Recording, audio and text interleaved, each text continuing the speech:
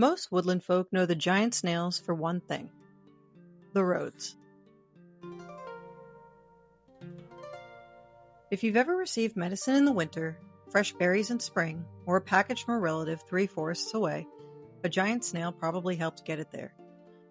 But despite all that, woodland folk still aren't entirely sure how giant snails come to be. You see, there are several snail farms across Mosshollow. Snails are excellent at eating through food waste that folk don't eat or use themselves. Every once in a long while, a baby snail simply doesn't stop growing. And when the farmers realize they have a giant snail, a celebration is planned. Some folk may go their entire lives without seeing a giant snail emerge. So when it happens, there's a spectacular festival. Folk from all over Mosshollow gather to celebrate the snail. There's music, food, and celebration for days. At the end of the week comes the choosing. Snailless merchants from all over Mosshollow bring their carts in hopes of being selected.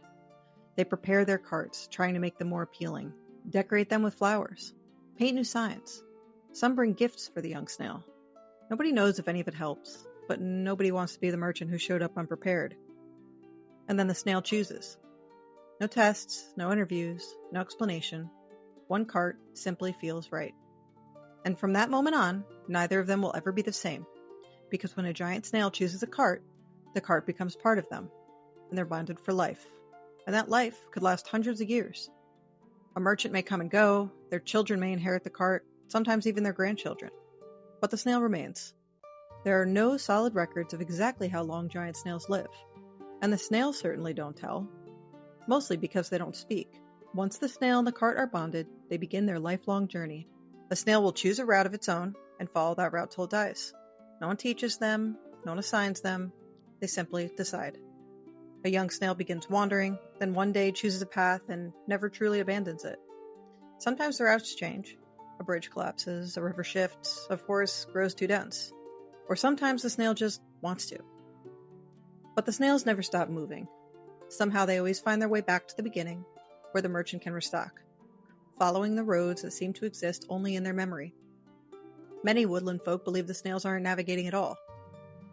They believe the roads follow the snails.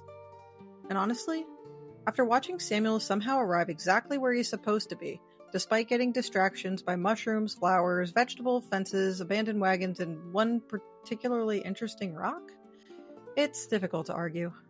For many woodland folk, the first sign of a new season isn't the weather.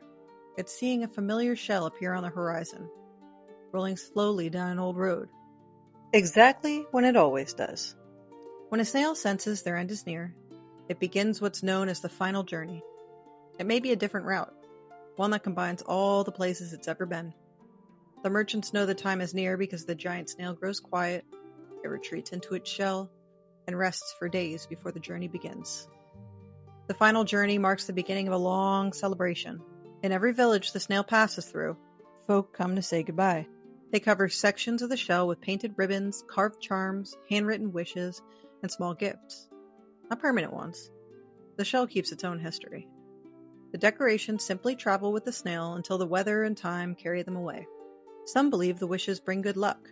Others believe they help guide the snail home. At the end of the route, a possum begins the ceremony that guides the snail into the afterlife. It's a beautiful tradition, and to many woodland folk, a necessary one. Because without it, they fear the snail will never find its way home.